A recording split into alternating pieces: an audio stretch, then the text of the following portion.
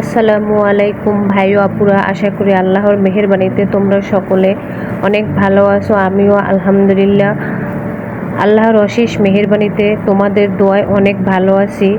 আজকে আরেকটি নতুন ব্লগ নিয়ে তোমাদের সামনে হাজির হলাম। ভাই ও আপুরা, আজকের ব্লগটি আমি ফজরের নামাজের পর থেকেই শুরু করে দিয়েছি।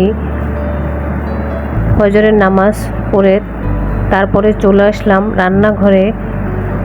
আজকে রান্নাঘরে একটু বাসনপত্র রেখে দিয়েছিলাম। আমি প্রতিদিন রাত্রেই সব কাজ সেরে নেই, কিন্তু আমার শরীরটা তেমন একটা ভালো নেই, তার জন্য খাওয়ার পরে রাত্রের একটু বাসনপত্র রেখে দিয়েছিলাম, সেইগুলো এখন সকালে ধুয়ে নিচ্ছি।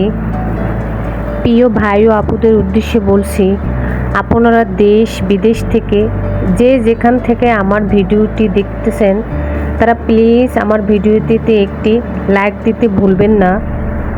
আমার চ্যানেলটিতে যদি নতুন হয়ে থাকেন তাহলে আমার চ্যানেলটিতে একটি সাবস্ক্রাইব করে দিবেন। আমার পরিবারের বন্ধু হয়ে থেকে যেতে পারেন।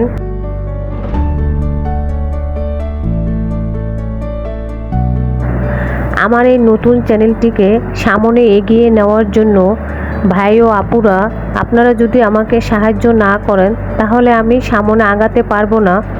ধোয়া বাসনপত্রগুলো আমি এখন এই ঝাঁপিতে পানির ঝরার জন্য রেখে দিব।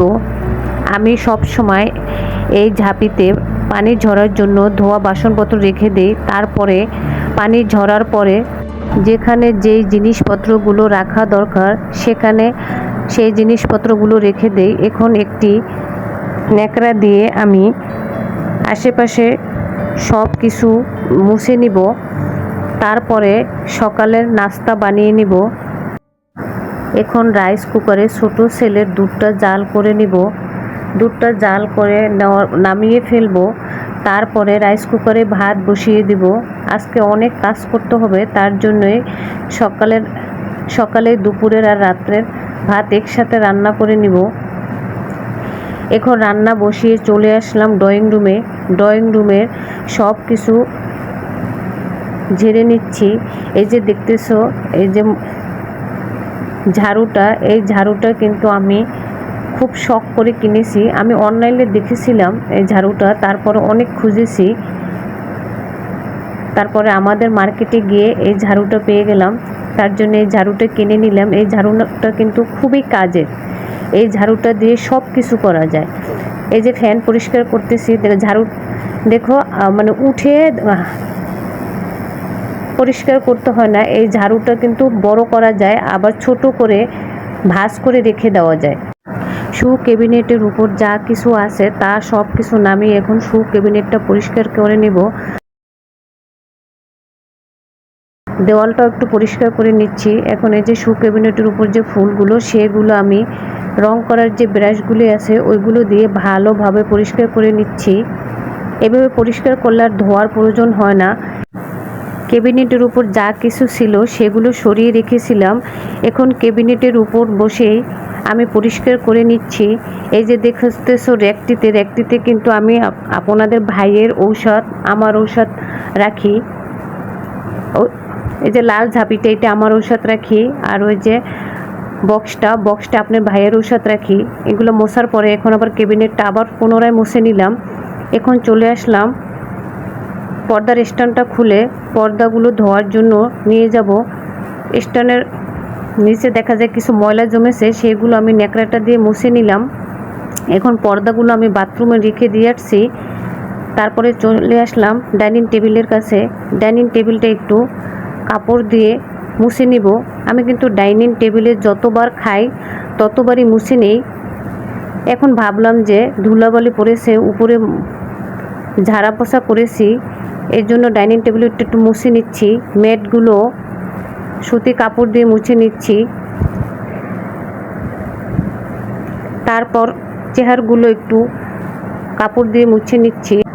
আমি কিন্তু অফ ক্যামেরায় সকালের নাস্তাটা সেরে নিয়েছি, তোমাদের দেখাতে পারিনি, সরি।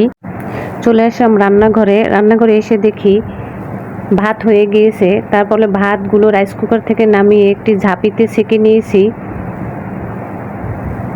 তারপরে ঝাঁপি থেকে রাইস কুকারে দিয়ে রাইস কুকারটা অন করে রেখে দিব। আমি কিন্তু এইভাবেই রাইস কুকারে ভাত রান্না করে তারপর ঝাঁপিতে ছেঁকে নিই। চালের বস্তাটা খুলে নিচ্ছি। চালের বস্তাটার থেকে সুতোটা খুলে নিয়ে তারপর বস্তাটা একটু ভাঁজ করে তারপর ড্রামের ভিতরে চালগুলো রেখে দিব। চালগুলো রেখে দেওয়ার আগে কিন্তু আমি কিছু রসুনের কোয়া এবং তেজপাতা ড্রামের নিচে দিয়ে দিয়েছি। আমি কিন্তু সব সময় 50 কেজি চালের বস্তা একাই ড্রামে ভরে থাকি। মানুষের প্রয়োজন হয় না, অনেকে নাকি এই কাজটা পারে না, আমি একাই করি। চালগুলো যেন পোকে না ধরে, অনেক দিন পর্যন্ত ভালো থাকে, তার জন্য কিছু লং আর এলাচ চালের মাঝখানে হাত দিয়ে ঢুকিয়ে দিয়ে দিচ্ছি। তারপরে চালগুলো ঢাকনা দিয়ে ঢেকে রেখে দিব। এইভাবে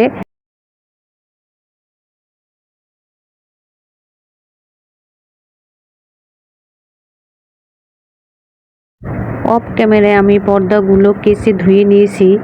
তারপরে ছাদে চলে আসলাম। ছাদে এসে দেখতেছি খুবই আকাশে মেঘ করেছে, আকাশের অবস্থা মোটেও ভালো না। তারপরেও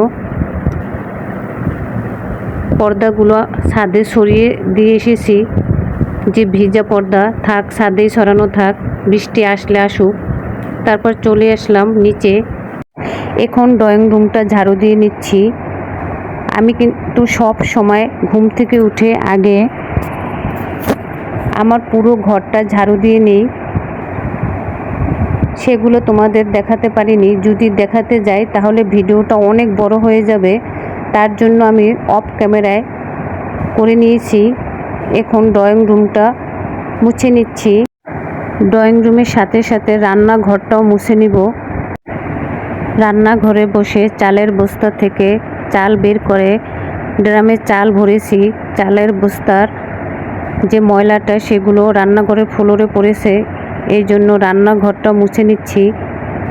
রান্নাঘর মোছার পরে আবার দুপুরের রান্না বসিয়ে দিব। অফ ক্যামেরায় আমি দুপুরের রান্নার জন্য যে যে তরকারি রান্না করব সেইগুলো কাটাকাটি করে নিয়েছি। এখন আমি বটবডি, আলু আর দেশি গুঁড়া চিংড়ি দিয়ে একটি তরকারি রান্না করে নিচ্ছি। এই তরকারিটা যত কষাবে ততই ভালো লাগবে, এর জন্য তরকারিটা আমি ভালোভাবে কষিয়ে এখন পরিমাণ মতো পানি দিয়ে ঢাকনা দিয়ে ঢেকে রেখে দিয়েছি। আমি কিন্তু অফ ক্যামেরায় ডাল রান্না করে নিয়েছি। এই যে দেখো তরকারিটা হয়ে গিয়েছে। এখন চলে আসলাম ড্রয়িং রুমে। এই যে দেখো আর্টিফিশিয়াল ফুলটা কত সুন্দর পরিষ্কার হয়েছে। পরিষ্কার করার পর ড্রয়িং রুমটা আমি যেভাবে সাজিয়েছি তা তোমাদের দেখাচ্ছি। এই যে দেখতেছো একটা খেলনার ব্যাঙ, এইটা কিন্তু আমার বড় ছেলে পয়সা রাখে। দেখো সে নিজে মোমবাতির আগুন দিয়ে ব্যাঙটার ছিদ্রটা বড় করে নিয়েছে, তার জন্য ফেলে দিই না, রেখে দিয়েছি। এই যে দেখো এই আর্টিফিশিয়াল ফুলটা কত সুন্দর পরিষ্কার হয়ে গিয়েছে। আমি শু ক্যাবিনেটের উপর একটি টিস্যুর বক্স রেখে দিয়েছি। খাবারের পর দেখা যায় হাতের কাছে যেন টিস্যুটা পায়, তার জন্য টিস্যু বক্সটা রেখে দিয়েছি। ডাইনিং টেবিলের উপর একটি আর্টিফিশিয়াল ফুল আছে, সেইটা তোমাদের দেখাচ্ছি।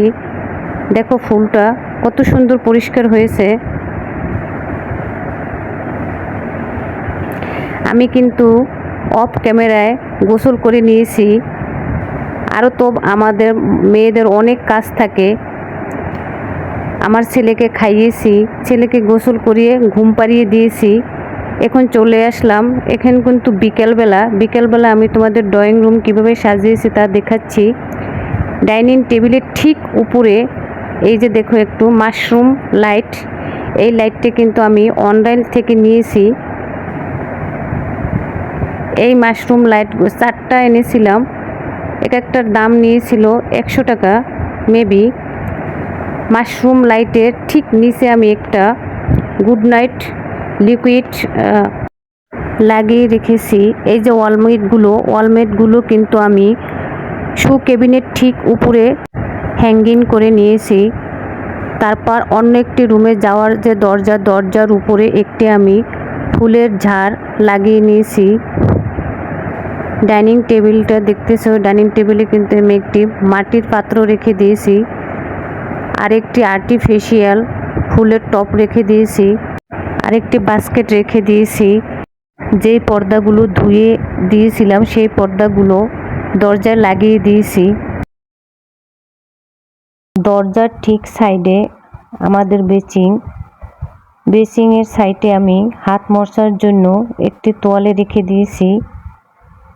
আর ওই যে কলে দেখতেছি একটা গোল রিং, ওইটা কিন্তু আমার বড় ছেলে রেখে দিয়েছে।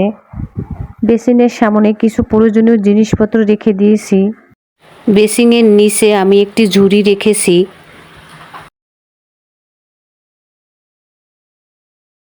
এখানে আমি প্রতিদিনের ময়লা কাপড় চোপড় রেখে দেই। আমার ড্রয়িং রুমটা সব সময় যেভাবে সাজানো গুছানো থাকে সেইভাবেই আমি তোমাদের দেখালাম। আমি কিন্তু তোমাদের দেখানোর জন্য নতুন কোনো কিছু অ্যাড করিনি। আমাকে আল্লাহ যতটুকু সামর্থ্য দিয়েছে আমি ঠিক ততটুকু নিয়েই সন্তুষ্ট। আল্লাহর কাছে লাখ লাখ শুকরিয়া। আমি যেভাবে আছি আমি ভালো আছি, অন্য কীভাবে আছে আমি সেদিকে তাকিয়ে আফসোস করি না যে অমুকে ভালো আছে, আমার কেন আল্লাহ তুমি কম দিয়েছো, এর জন্য আমি কখনো আফসোস করি না। আমি আল্লাহর কাছে শুকরিয়া আদায় করি। আল্লাহ আমাকে অনেক অনেক ভালো রেখেছে। আজকে এই পর্যন্তই। আল্লাহ হাফেজ।